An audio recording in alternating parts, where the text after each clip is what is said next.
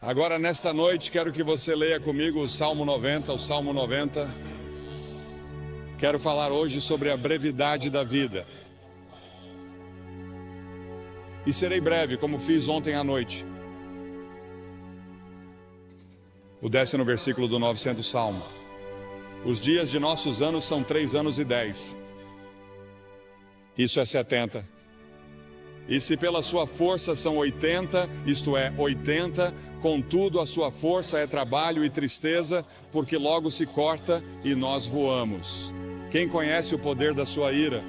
Conforme o teu temor, assim é a tua ira. Portanto, ensine-nos a contar os nossos dias, para que possamos aplicar nosso coração à sabedoria.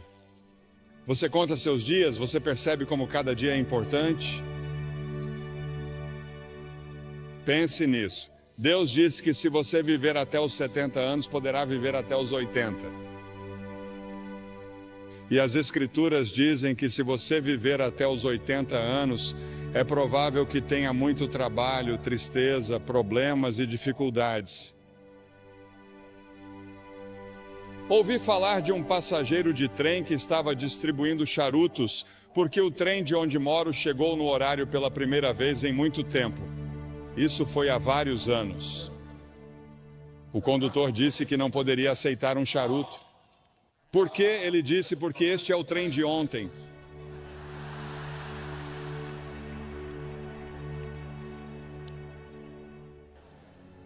Ao colapso do tempo ao nosso redor, você sabia que nos dias de Jesus, o mais rápido que uma pessoa podia ir era o mais rápido que um cavalo podia correr?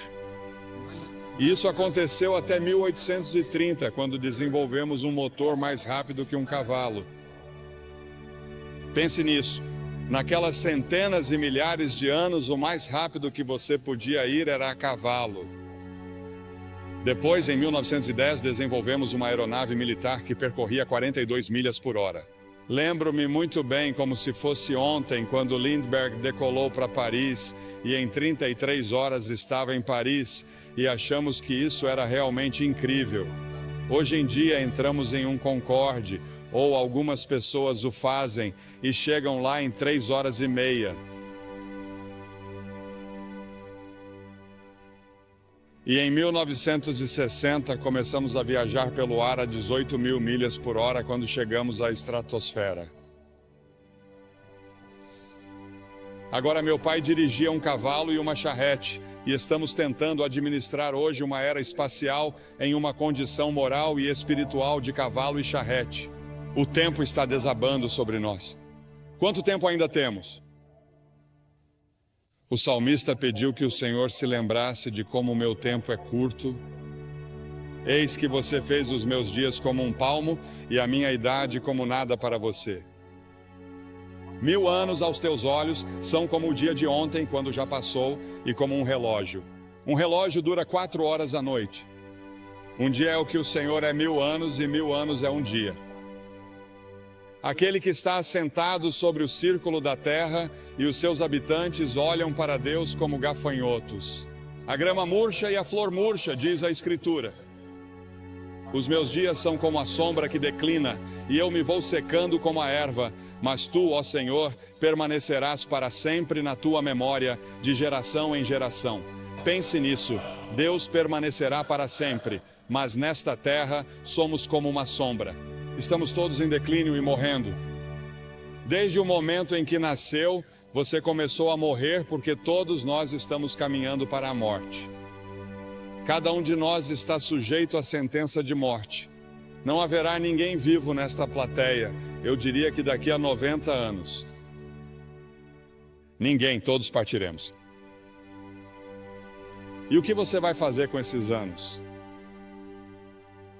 Cada ser humano tem exatamente o mesmo número de horas e minutos todos os dias. Você sabe quantos minutos há em um dia? Você sabe quantas horas há em uma semana? Agora, se você viver até os 70 anos, seus primeiros 15 serão na infância ou na adolescência. Você passa 20 anos na cama. Os últimos 5 anos são de limitações físicas e você está reduzindo suas atividades. Isso significa que você só tem 30 anos para todo o resto, 30 anos para viver. E parte desse tempo tem que ser gasto com alimentação, trabalho e cálculo do imposto de renda. As Escrituras fazem esta pergunta: o que é a vida de vocês? É até mesmo um vapor que aparece por um pouco de tempo e depois desaparece. O mais velho de nós não viverá muito tempo. Nosso tempo já está nas mãos de Deus. Deus já tem um dia marcado para você ser levado deste mundo. Você pode estar envolvido em um acidente. Pode ser um câncer, pode ser um ataque cardíaco. Seja o que for, já está definido. E as Escrituras dizem que ao homem está ordenado morrer uma vez, e depois disso, o julgamento. Você estará diante do grande julgamento de Deus para prestar contas de como passou esta vida e o que fez em relação a Jesus Cristo, porque Deus deu seu Filho para morrer por seus pecados.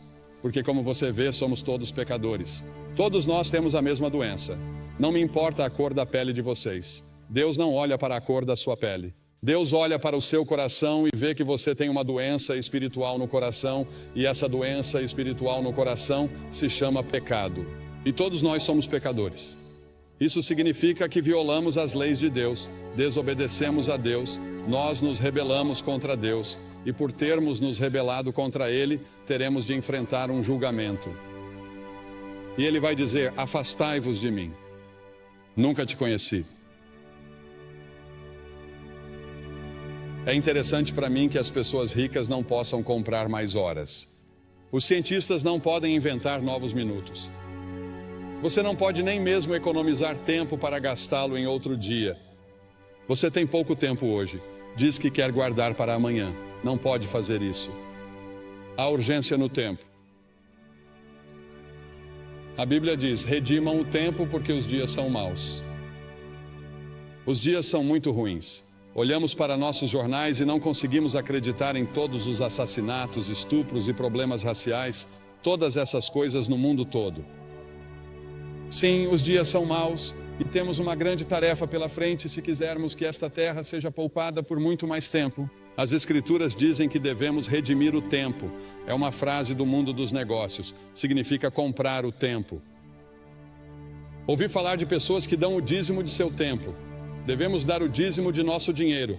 10% do nosso dinheiro pertence a Deus, se você for cristão. Mas podemos dizimar seu tempo.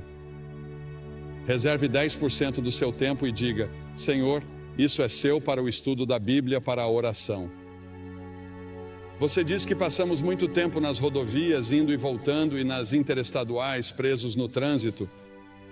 Você sabe, inventamos todas essas coisas modernas para economizar tempo, mas temos menos tempo do que nunca. Temos bem menos tempo hoje que meus pais na era dos cavalos e charretes. No entanto, temos automóveis e aviões velozes, e estamos correndo de um lugar para outro como loucos. E a maioria de nós não sabe o que fazer ao chegar lá.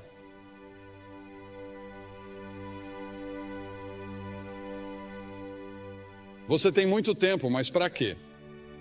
Você tem tempo para servir a Cristo. Você tem tempo para viver conforme sua vontade. Você tem tempo para obedecer a Ele.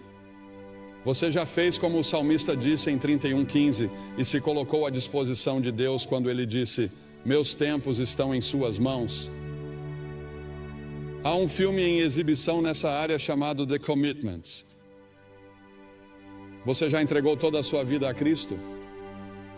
Isso já aconteceu com você? Ah, você diz sim, eu fui batizado, eu fui confirmado. Vou à igreja de vez em quando. De vez em quando penso em Deus. Mas você realmente se comprometeu com isso? Você está totalmente comprometida com Ele? E você tem certeza de que, se morresse neste momento, iria para o céu? Você tem certeza de que seus pecados estão perdoados?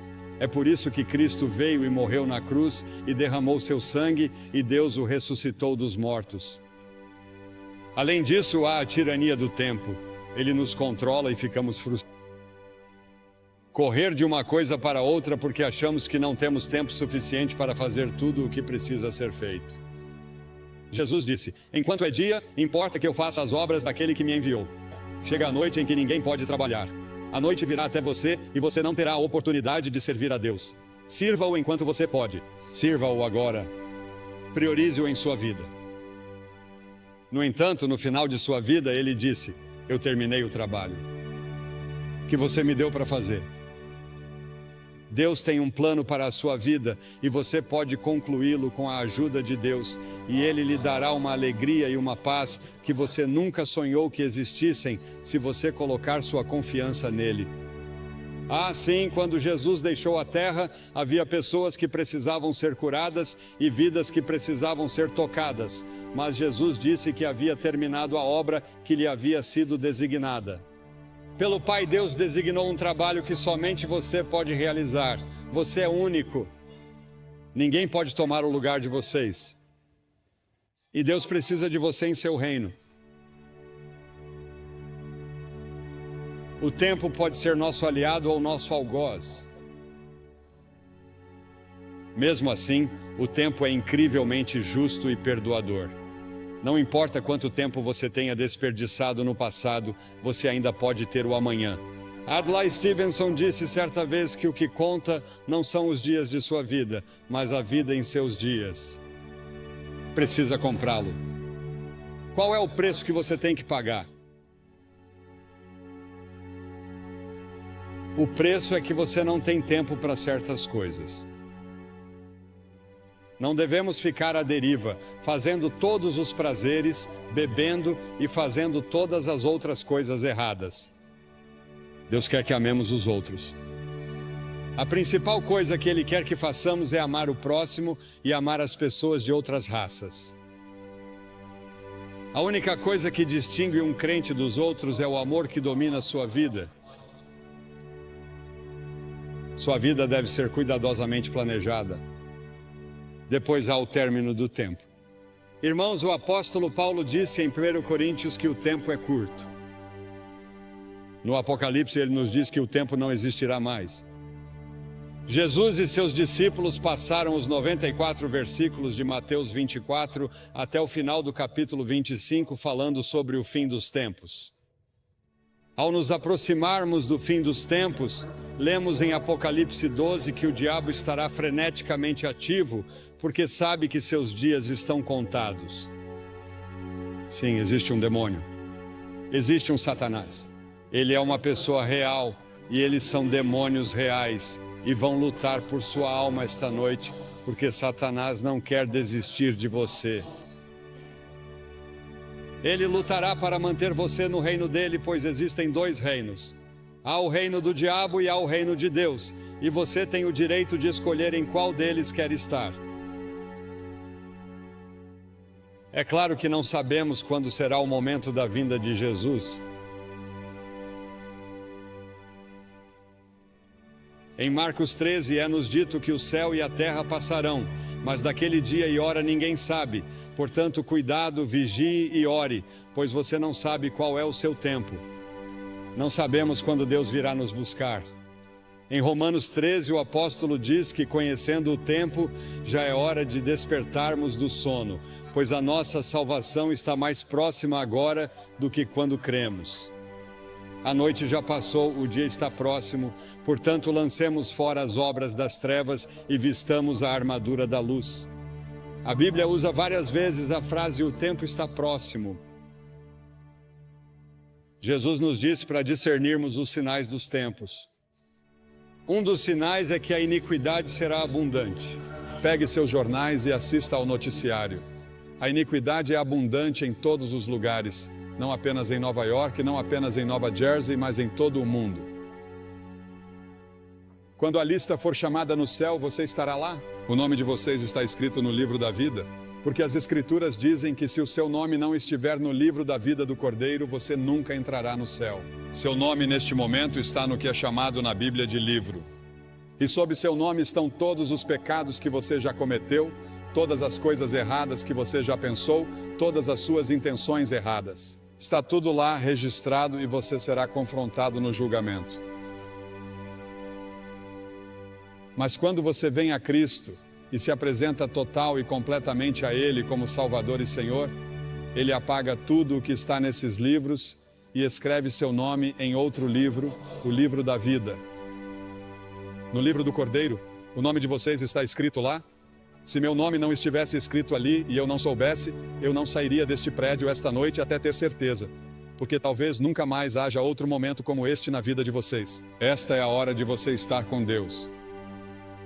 E então a brevidade do tempo exige ação imediata. O fato de que o tempo é curto exige que façamos algo a respeito agora, porque as Escrituras dizem em 2 Coríntios 6:2 que agora é o tempo aceito, não amanhã, hoje. O que você deve fazer, faça-o agora. O dinheiro que você deve doar, doe-o agora. Testemunhe agora às pessoas que deve. Toda vez que o relógio marca o tempo, ele parece dizer agora. Hoje, se vocês quiserem ouvir sua voz, não endureçam o coração. Você pode endurecer seu coração.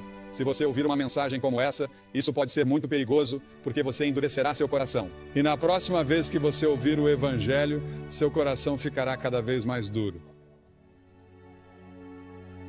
Venha a Cristo agora. Se houver um sussurro em seu coração de que você precisa vir, você vem. Depois há o aviso do tempo. Um dia será tarde demais para sua alma. O tempo é muito curto para indecisões e vacilações. Você não deve ficar entre duas opiniões. Os tolos dizem que há tempo de sobra. O diabo diz que você tem tempo de sobra. Todas as manhãs você tem 86.400 segundos para gastar e investir. A cada dia, o nome do banco abre uma nova conta com você. Talvez não haja amanhã. Venha agora. As Escrituras dizem, visto que todas essas coisas hão de acontecer, que tipo de pessoas vocês devem ser?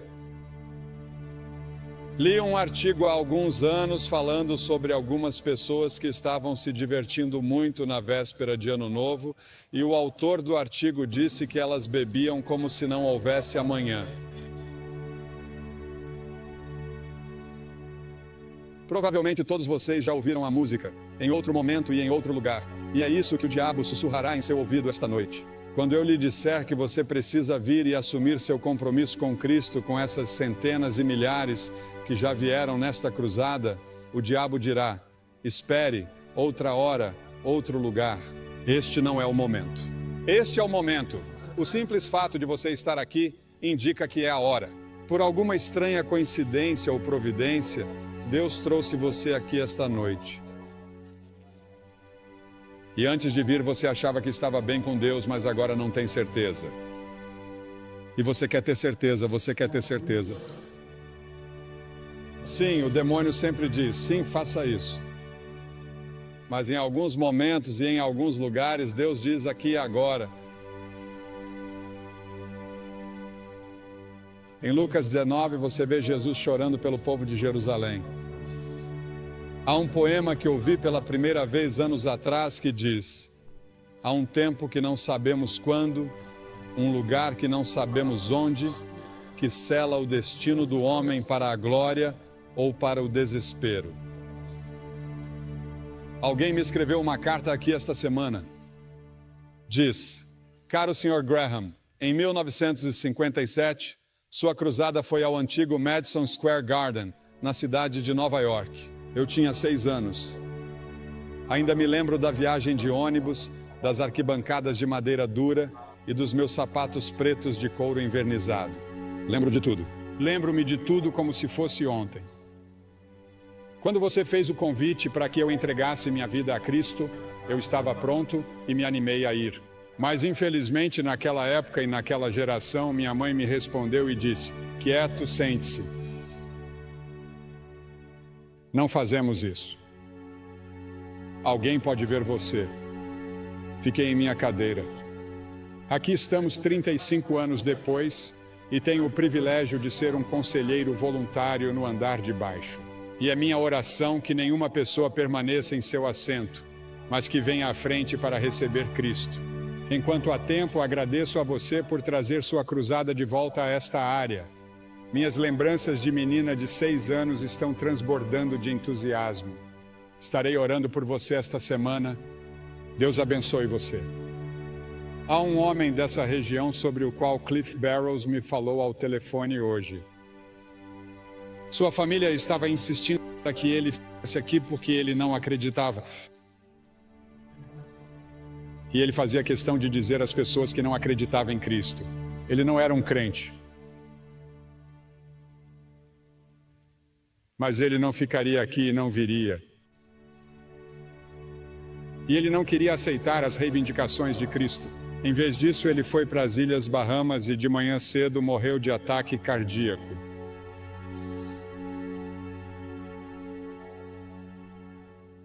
Para ele agora é tarde demais. Sua decisão está tomada. E quanto à sua decisão? Você vai dizer sim ou não às afirmações de Cristo? Cristo morreu por você, ressuscitou, e então o que você tem de fazer? Você precisa primeiro se arrepender de seus pecados. Isso significa que você diz: Senhor, sou um pecador. Sinto muito por meu pecado. Estou disposto a mudar meu estilo de vida. Quero segui-lo e servi-lo. E entrego minha vida a você esta noite, ou rededico minha vida a você esta noite. Preciso de você, Senhor, e quero assumir meu compromisso nesta noite. Nessa cruzada, nunca mais estaremos neste auditório. E você está aqui esta noite. Vou pedir que você se levante do seu assento na varanda. Isso levará 1 minuto a mais, portanto, comece agora. Venham e fiquem todos na frente, na minha frente, na frente do pódio. E depois que todos vocês vierem, vou lhes dizer uma palavra, fazer uma oração com vocês e dar-lhes alguma literatura para ajudá-los em sua vida cristã. Você diz: por que você pede às pessoas que venham publicamente? Porque cada pessoa que Jesus chamou, ele chamou publicamente. Havia algo em tornar isso público. Ele morreu por você publicamente, pendurado nu em uma cruz. Certamente pode vir e apresentar-se aqui publicamente. Assumir seu compromisso com ele e dizer: Senhor, você tem tudo de mim hoje. Quero ter certeza de que estou pronto para conhecer você. Apenas levante e venha de qualquer parte do estádio.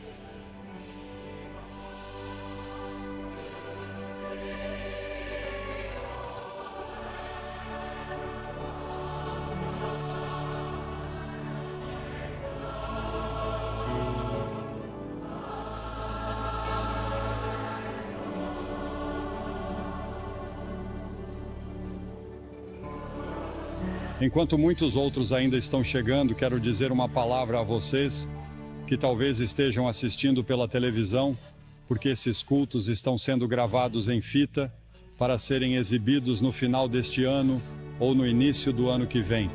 E muitas pessoas têm assistido à televisão e você tem pensado em como o tempo está passando rápido. Parece que foi ontem que você era um garotinho ou uma garotinha e o tempo voou. Talvez esteja num quarto de hotel ou num bar. E quero dizer a você que Deus o ama. Ele quer perdoar você. Ele quer fazer de você uma nova pessoa, se você permitir. Você pode assumir esse compromisso onde está agora. Jesus Cristo prometeu que voltaria à Terra. E, senhoras e senhores, Jesus Cristo cumprirá essa promessa. Você está pronto? A esperança da vinda de Cristo deve nos fazer caminhar como discípulos do Senhor Jesus Cristo.